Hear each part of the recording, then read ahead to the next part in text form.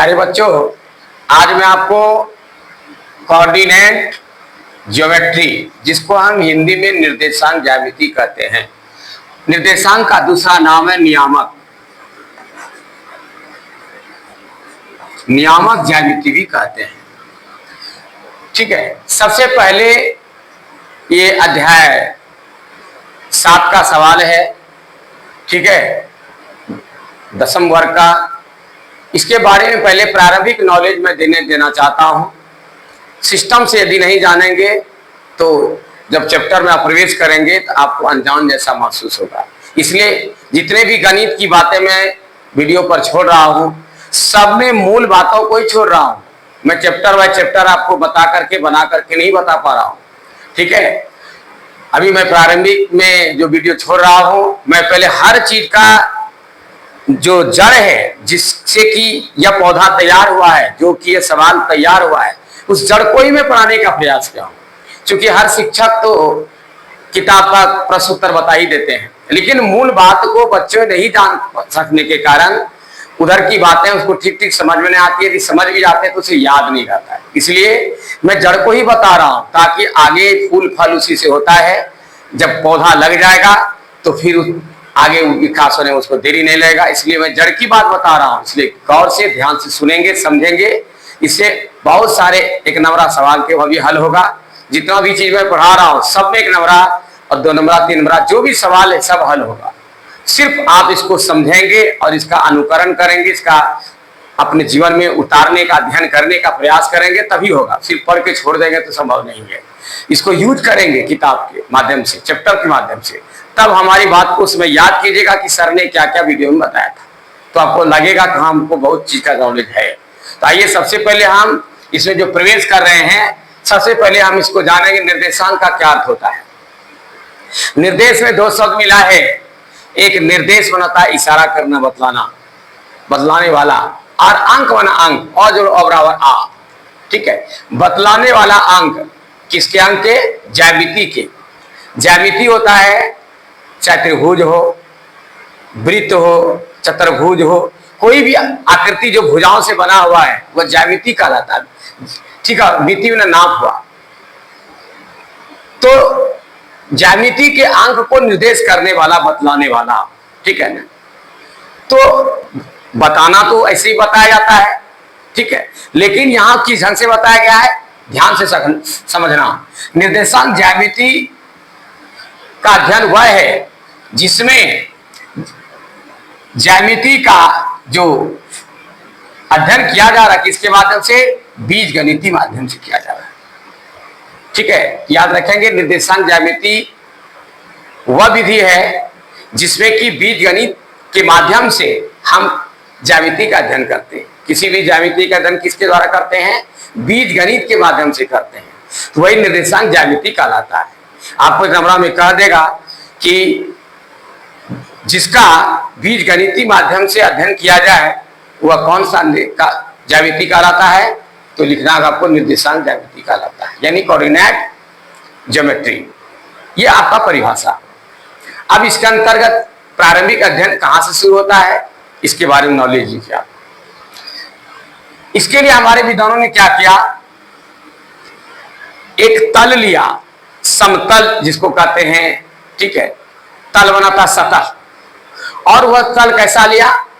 आयताकार या वर्गाकार।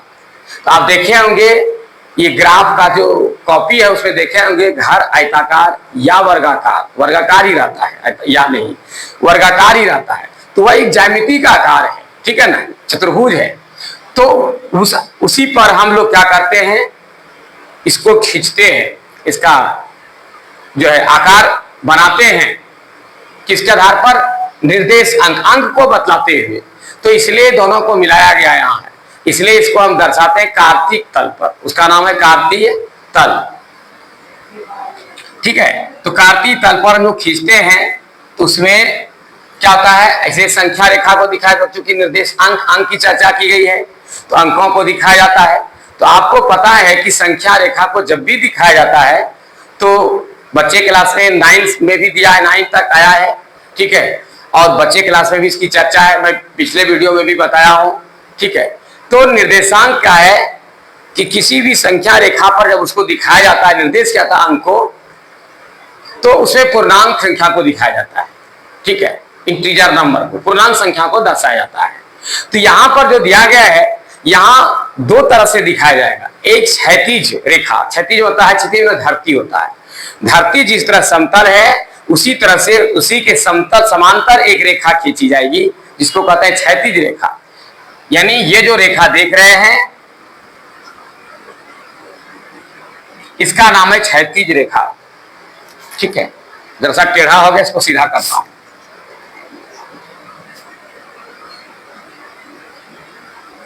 ठीक है, यह क्षैतिज रेखा हो गया। और इसी को जब हम सीधा करके ऊपर और नीचे से खींचेंगे तो ऊपर का नाम है ऊर्ध्व। ऊर्ध्व बना होता है ऊपर, अधर बना नीचे, दोनों को मिला देंगे तो जो संधि होकर के क्या बनेगा, ऊर्ध्वाधर। ऊर्ध्व में अ, अधर में और आ, ऊर्ध्वाधर यानी ऊपर से नीचे की ओर।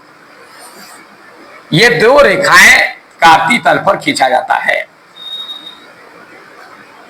जिसको हम x के रूप में, इसको x डैश और यहां x, ठीक है, और ये y और y डैश के रूप में हम इसको जानते हैं।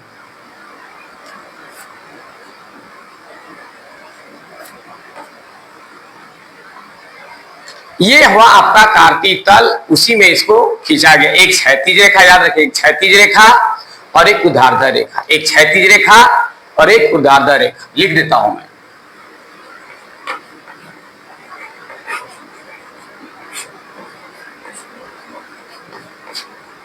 और इसका नाम है ऊर्ध्वाधर रेखा।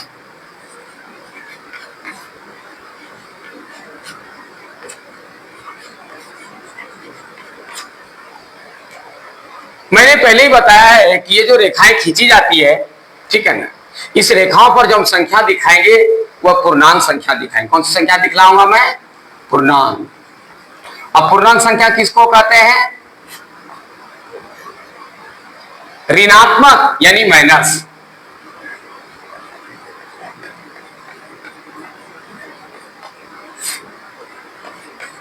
और एक होता है धनात्मक,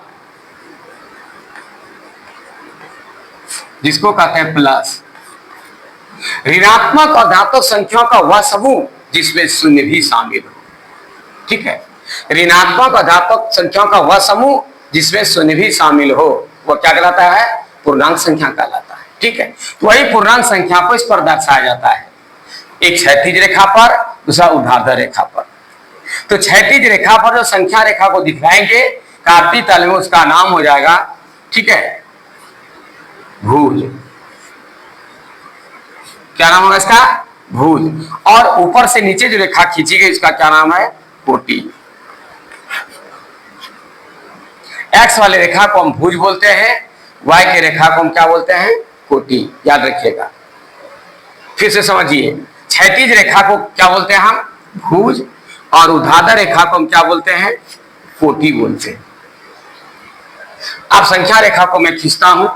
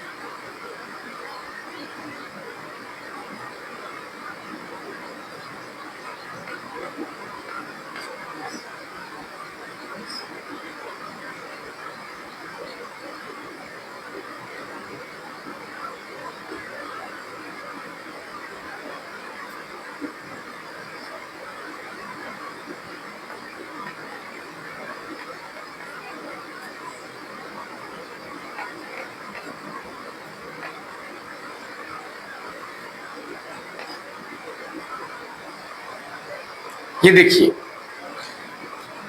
हमेशा ध्यान में रखना है कि संख्या बाएं तरफ से दाएं तरफ की बढ़ते क्रम में जाता है।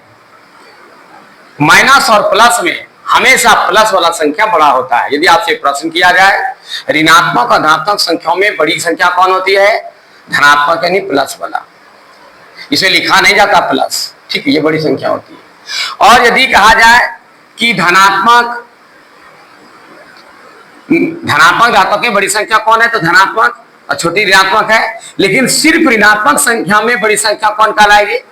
याद रखिएगा, बड़ी संख्या जो है यदि माइनस रहे तो वह छोटी संख्या से क्या होती है?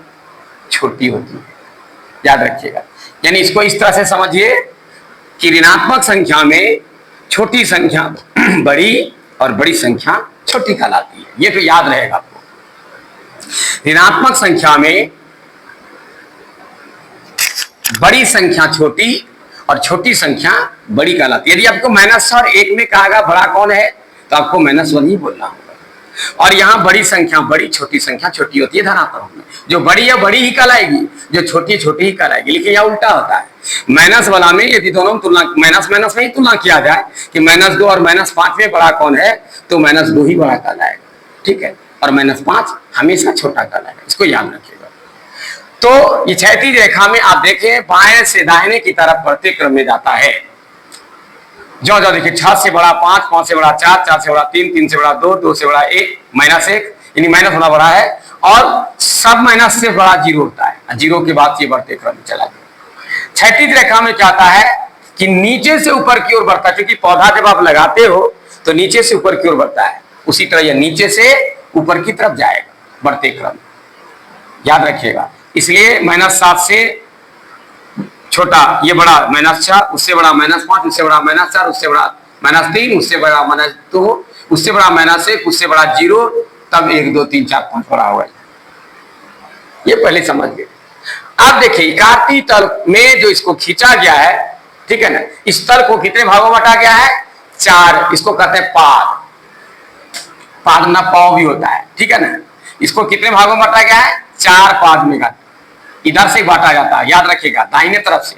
यह है प्रथम पाद, ठीक है, फर्स्ट। और ये सेकंड पाद हो गया, द्वितीय पाद।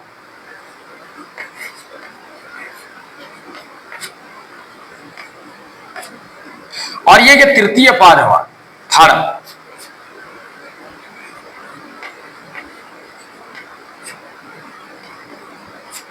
और ये हो गया चतुर्थ पाद।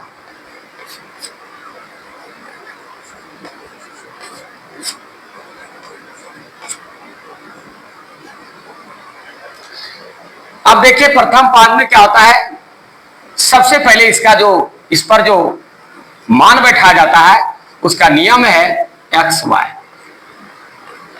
याद रखिए, इसी तरह से मान बैठाए, यानी निर्देशांक का ये पहचान है। इसको याद रखिएगा। जब भी निर्देशांक का पता लगाएंगे कैसे लगाएंगे? XY, बैठाएंगे भी XY, यानी XY माने क्या हुआ? यदि आपको 2 और -3 इसको इस पर बैठाना है, दर्शाना है, तो ये x का मान पहले लिखाएगा, y का मान बाद। यानी मान लिया जाए यहां लिखा x बराबर -3, y बराबर -4, ठीक है। और इसको कहेगा इस पर निर्देशांक अंक को बैठाइए, निर्देशित कीजिए, बतलाइए इस पर अंक कहां पर बैठेगा। तो क्या करना है? पहले x का बैठाना तब y का बैठाना है, पहले x का लाइन देखना है तब y का देखना है। इसलिए इसमें लिखा जाता है निर्देशांक जब भी होता है XY होता है। याद रखिएगा, पहले x तब y। तो उसी तरह पहले x का चिन्ह क्या है देखिए तो प्लस, और तब जो ये जो घर बना है एक पाद, ठीक है, 4 अंश है, चतुर्थांश, ये 4 अंशों में बटा गया। प्रथम, द्वितीय, तृतीय, 4 भागों में बटा गया है। प्रत्येक भाग देखते हैं 90 डिग्री का है, यानी ये भाग एक भाग बना है। एक भाग में 2 डंटा से बना, एक ये डंटा एक ये डंटा। इस ये धनात्मक था, प्लस वाला प्लस लिख दिया, और ये भी प्लस वाला है तो प्लस लिख दिया। याद रखिएगा, पूछेगा प्रथम पाद का चिन्ह क्या है, तो प्लस प्लस। ये क्वेश्चन करेगा 1 नंबर में, ध्यान से सुनिएगा, सारा सवाल का हल होगा। यदि पूछेगा कि प्रथम पाद में कौन सा चिन्ह होता है, तो प्लस प्लस, ठीक है। अब द्वितीय पाद में आइए, देखिए क्या होता है। पहले तो एक्स होता था, हुआ आता है एक्स का क्या है, माइनस है, तब क्या है, प्लस है। पूछेगा द्वितीय पाद में चिन्ह क्या होता है, तो माइनस प्लस। तृतीय पाद में क्या होगा, ठीक इसका उल्टा होता है, प्लस प्लस है, ध्यान रखिए इसमें माइनस है, माइनस है, माइनस माइनस, कोना कोनी उल्टा होता है। तृतीय का उल्टा प्रथम, प्रथम का उल्टा तृतीय। पूछा जाएगा कि प्रथम पाद का विपरीत चिन्ह किसका होगा, तृतीय पाद का। और द्वितीय पाद का उल्टा यहाँ चतुर्थ पाद में देखिए, पहले एक्स का प्लस है अतः इसका माइनस है, और ऊपर में क्या लिखा था आपने, माइनस प्लस का उल्टा प्लस माइनस। अब देखिए इससे आपको सवाल कैसे करता है, इसको ध्यान से सुनिएगा, समझ में आ जाएगा।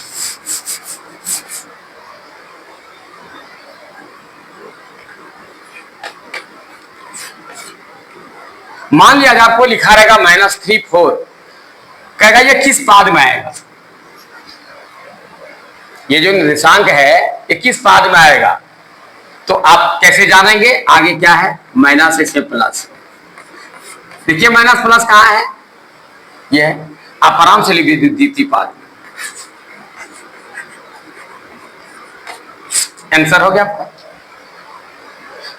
सिर्फ चिन्ह देख करके आप जान जाएंगे, केवल याद रखना है प्लस प्लस से शुरू होता है प्रथम पाद, जब दाहिने तरफ से होता है, याद रखिएगा दाहिने तरफ से फर्स्ट, उसके बाद सेकेंड, नीचे थर्ड, लास्ट में 4 होगा, ठीक है। 1 के सीधे 4, 3 का 2 3 सीधा, बाएं तरफ 2 3 1 4 दाएं तरफ, इसको याद रखिए। 1 2 3 4 ऐसे घूमता है, 1 ऊपर से शुरू, 1 2 3 4 1 2 3 4, प्लस प्लस, ठीक है। उसका कोना कोनी माइनस माइनस, तृतीय पाद में प्रथम का तृतीय और द्वितीय का पाद, ये माइनस प्लस और ये प्लस माइनस। दिमाग में लोड कीजिए कि इस साइड में क्या है भाई, पहले माइनस, ऊपर वाला में द्वितीय पाद है। दिमाग में रखिएगा कि इधर से दाहिने तरफ से प्लस प्लस से शुरू हुआ, प्रथम पाद है, उस पार ऊपर द्वितीय पाद है, तो देखते हैं इस तरफ माइनस होता है, उधर प्लस है तो माइनस प्लस होगा, यहाँ माइनस प्लस है, द्वितीय पाद होगा। मन में इस डायग्राम को बैठा लीजिए, याद रखिएगा, ये सब याद रखने का तरीका है, सिस्टम है। इस सारे चीज को दिमाग में बैठा लीजिए, बैठा करके रखिए कि मेरे दिमाग में बैठा हुआ है, ये साइड क्या है भाई, प्रथम पाद है, उसके बाद उस पार द्वितीय पाद, प्रथम पाद में है, इस लाइन एक्स है, वो वाई का है, यहाँ माइनस माइनस, ये प्लस प्लस है, उधर भी प्लस प्लस है, तो ये प्लस प्लस हुआ। इस पार जब जैसे टपे हम, तो ये रेखा को याद कीजिए, जब इधर प्लस है उधर माइनस होगा, एक्स का लाइन है और एक्स वाई पे निर्देशांक होता है, तो ये आपका माइनस हो गया, ऊपर लाइन प्लस है तो माइनस प्लस होगा। जब देखिए माइनस प्लस है, द्वितीय पाद हो गया। यदि इसको याद दिमाग में रख सकें तो ठीक है, तो दिमाग में इसको बैठा लीजिए और दिमाग से खोज कर जवाब दीजिए। इसमें बीच का निर्देशांक जो है 0 0 है, याद रखिएगा, इधर से भी 0 और उधर से भी 0, ये मूल बिंदु है, याद रखिएगा। यदि आपको पूछ दे कि मूल बिंदु का निर्देशांक क्या होगा, तो आप क्या जवाब दोगे, मूल बिंदु का निर्देशांक 0 0 होता है। ये अक्सर करके पूछा जाता है कि मूल बिंदु का निर्देशांक निम्न में से क्या कौन सा होगा, ठीक है, तो आपको 0 0 लिखना होगा, क्योंकि एक्स में भी ये पार्ट 0 है, वाई में भी इधर 0 है, इसलिए 0 0 जाए, मूल बिंदु इसी को कहते हैं, मूल बिंदु इसका नाम है। तो कहेगा मूल बिंदु का निर्देशांक क्या है, तो आपको लिखना है 0 0, ठीक है। उसी तरह आपको कहेगा 4 -3, इसका क्या होगा, तो यहाँ प्लस और माइनस है, प्लस माइनस चतुर्थ पाद, -2 -1 दोनों माइनस है, तृतीय पाद, प्लस का उल्टा किसमें, 2 3 है, क्या होगा, प्लस प्लस है, प्रथम पाद हो। इस तरह से जो भी क्वेश्चन आपको पड़ेगा किस पाद में आता है या किस पाद का कौन सा चिन्ह है, तो आप आराम से जवाब दे सकते हैं। एक सवाल यह है, और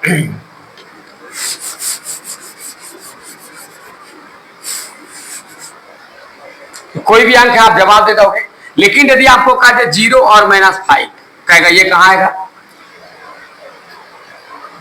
ये तो x का है, ये y का है, x के लाइन में तो 0 है और y के लाइन में क्या है, 5 है, तो y के लाइन में 5 है यहां पर। अब बताइए जब इसमें 0 है तो ना इधर जाएगा ना उधर जाएगा, बीच में आएगा, और y का जब 5 चलेंगे लेकर के यहां जाएगा, तो किस पर आएगा, ये भुज है, याद रखिएगा, ये x जो है भुज है और ये कोटि है, नीचे भी लिखा हुआ है, देख रहे हैं, ये x है, भुज है नाम, इसका क्या नाम है, कोटि। तो जब जहां सुनना रहे उसको भूल जाइए। यह न प्रथम पाद में आएगा, न द्वितीय पाद में आएगा, न तृतीय पाद में आएगा, न चतुर्थ पाद में आएगा, किसी पाद में आएगा। जो दोनों पद में एक्स वाई में यदि कहीं भी जीरो दोनों में से हो जाए तो कंफर्म हो जाइए, न प्रथम में आएगा, न द्वितीय में आएगा, तृतीय में, चतुर्थ, किसी पाद में नहीं आएगा। तो कहिए आएगा कहां? तो लीजिए देखिए, अभी मैंने तुरंत क्या कहा, यदि इस पर बैठाना शुरू करते हैं जीरो में आता है, और वाई पे चलते हैं तो माइनस कहाँ है, -5 नीचे आता है, यहाँ पर आता है माइनस। अब बताइए, ना इसमें आना, इसमें आना, इसमें कहीं ना आया, ये तो लाइने पर आ गया। ये कौन सा लाइन है? कोटि का। तो जिसका अंक दिया रहे आंसर वही होगा। कहेगा 0 और -5 किस पाद में आएगा?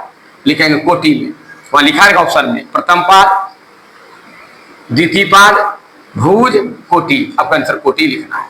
यदि आपको लिख दे 3 और 0, कहेगा ये कहा आएगा? तो ये किसका दिया है मान? 3। किसका है 3? एक्स का है। एक्स का लाइन क्या है? भुज। आंसर हो जाएगा भुज इसका। कंफर्म हो जाइए, जिसका अंक दिया हुआ है वही नाम लिख देना है, ठीक है। या कोटि का अंक दिया था, आपने कोटि लिखा, या अंक भुज का दिया है, भुज लिख दीजिए। इसलिए न यह प्रथम पाद, न द्वितीय पाद, न तृतीय पाद, चतुर्थ पाद, किसी पाद में नहीं आएगा। ये सीधा क्या होगा? जिसका अंक दिया है, एक्स का अंक है तो भुज पर, वाई का अंक दिया, ये अंक दिया है तो कोटि पर होगा। इस तरह का सवाल आपसे करेगा। प्यारे बच्चों, मैं ये बेसिकली नॉलेज आपको अभी दिया, और यदि आपको इस पर मान बैठाने के लिए कहेगा, ये तो आप ये 2 चरवार रैखिक समीकरण में आपको बैठाने के लिए मान जानते हैं। यदि एक खटाल बनता है, एक्स वाई का मान निकलता है, ठीक है, और एक्स और वाई दिया है, -3 4 है, 2 है 0 है, 3 है -5 है, ठीक है, -5 है, ये सब बैठाने के लिए आपको कहेगा। ये मैं बता चुका हूं, लेकिन फिर भी मैं इसमें एक बार बना हुआ है, मैं दोहरा रहा हूं इसको। एक्स का होगा तो -3 कहां? देखिए एक्स में -3 यहां पर है, सिर्फ रेट यहां रखिए। 4 कहां है? वाई के लाइन में 4 कहां है? इसी सीधा आपको चलना है। 4 यहां, ये बिंदु जो है, ये 3 4 का निर्देशांक बिंदु, -3 और 4 का निर्देशांक बिंदु किस पाद में आया? ये देख रहे हैं, द्वितीय पाद में, क्योंकि माइनस प्लस है, देख रहे हैं माइनस प्लस है। ये एक लाइन हो गया, एक बिंदु हो गया। 2 और 0, 2 एक्स का है, 2 यहाँ है, 0 कहीं नहीं जाएगा, इसी पर आएगा। मैंने पहले बोल दिया है, जिसका अंक दिया है भुज का दिया, भुज पर ही आया, देखें भुज पर ही आया बिंदु। उसके बाद क्या है? 3 और -5। 3 देखिए कहाँ है? यहाँ पर है, एक्स में देखते हैं। अब -5 कहाँ आए? सीधा हम चलना आपको, -5 यहाँ पर है। अब इसी को एक बिंदु, दूसरे बिंदु, ये आपका रेखा हो गया।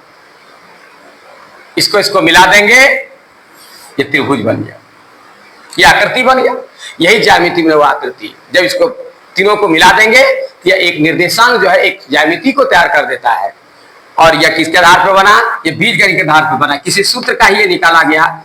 जब बीज को निकालेंगे एक सूत्र से निकलेगा, ये कोई समीकरण से निकलेगा, बीजगणित के माध्यम से निकलेगा। इसलिए बीजगणित के माध्यम से जिस ज्यामिति का अध्ययन किया जाए, या जिस नियामक का अध्ययन, ये जिस नियामक के द्वारा या जिस बीजगणित के माध्यम से जिस नियामक का, निर्देशांक का, ज्यामिति का अध्ययन किया जाए, ठीक है, मैंने पहले ही बता दिया कि बीजगणितीय माध्यम से जब ज्यामिति का अध्ययन किया जाए तो वह नियामक ज्यामिति या निर्देशांक ज्यामिति कहलाता है। तो प्यारे बच्चों, मैं आपकी सेवा में ये थोड़ी जानकारी दी, आप इसका गौर से सुनेंगे, समझेंगे, वीडियो पूरा देखेंगे, जरूर समझ में आएगा। यदि अच्छा लगे तो अधिक से अधिक शेयर करें, लाइक करें और सब्सक्राइब करें। विशेष क्या कहूँगा, आप हिम्मत देते रहें, आप लाइक करते रहें, ताकि मेरा हिम्मत बनते रहे और अच्छे से अच्छी पढ़ाई करूं, अच्छे से वीडियो डालूं। तब तक के लिए इजाजत दीजिए, धन्यवाद।